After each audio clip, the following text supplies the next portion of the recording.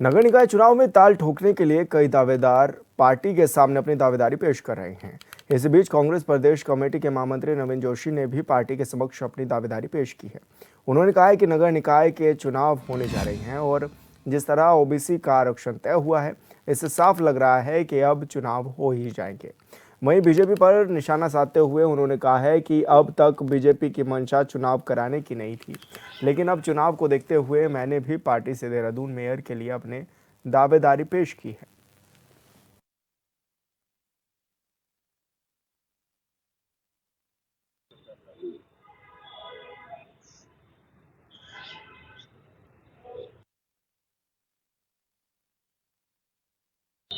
देखिए, नगर निकाय के चुनाव होने जा रहे हैं। भारतीय जनता पार्टी पिछले 1 साल से उत्तराखंड की जनता को बेवकूफ़ बनाने का इन्होंने काम किया। इन्होंने कोर्ट को भी गुमराह किया और जनता को भी गुमराह किया। लेकिन 1 साल का समय इन्होंने गुजार दिया है। अब जिस प्रकार से ओबीसी का आरक्षण तय हुआ है, उससे लग रहा है कि ये लोग चुनाव कराएँगे। वैसे मंशा तो इनकी चुनाव कराने की नहीं थी, लेकिन कोर्ट के हस्तक्षेप के बाद लग रहा है कि ये चुनाव कराएँगे। तो मैंने देहरादून मेयर पद के लिए मैंने दावेदारी करी है और पार्टी से निवेदन किया है कि इस बार मेरे नाम पे विचार किया जाए, क्योंकि पिछले 35 सालों से लगातार मैं यूथ कांग्रेस के समय से कांग्रेस पार्टी में हूं और पहली निर्वाचित सरकार में मैं राज्य मंत्री रहा और लगातार मैं 4 बार प्रदेश कांग्रेस कमेटी का महामंत्री हूं। अभी वॉर रूम का मैं चेयरमैन भी हूं स्टेट का। तो हमने पिछले 2 साल के अंदर मैंने पूरे देहरादून के अंदर 100 वार्डों में एक कार्यक्रम चलाया था, जन संवाद से जन समर्थन कार्यक्रम।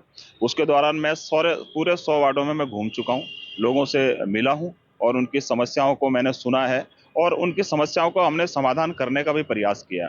लेकिन जनसंवाद के दौरान जो समस्याएं हमारे सामने आई हैं, कुछ समस्याएं रह गई हैं क्योंकि भारतीय जनता पार्टी की सरकार है। यहाँ पे बोर्ड है नहीं, बीजेपी का बोर्ड था तो उन्होंने कोई काम नहीं किया। जो समस्याएं रह गई है निश्चित तौर पे सबसे पहले हम प्राथमिकता के आधार पर उनको दूर करने का काम करेंगे। और भारतीय जनता पार्टी ने जिस प्रकार से देहरादून की जनता को गुमराह किया, जो नए 40 वार्ड जुड़े थे, इन्होंने कहा था कि हम 10 साल तक कोई इसमें टैक्स नहीं लेंगे, लेकिन इन्होंने कमर्शियल टैक्स लेना वहां पे शुरू कर दिया। इन्होंने अभी चुनाव में फायदा लेने के लिए बस्तियों का अध्यादेश लेकर आए। अध्यादेश क्यों लाए आप? अगर आपकी मंशा साफ होती तो आप वहां उनका नियमितीकरण करते, उनको मालिकाना हक देते। इससे स्पष्ट है जो अध्यादेश लेके आए 3 साल का कि ये चुनाव में इसका फायदा लेना चाहते हैं। चुनाव खत्म हो जाएगा तो ये बस्तियों को उजाड़ने का ये लोग काम करेंगे।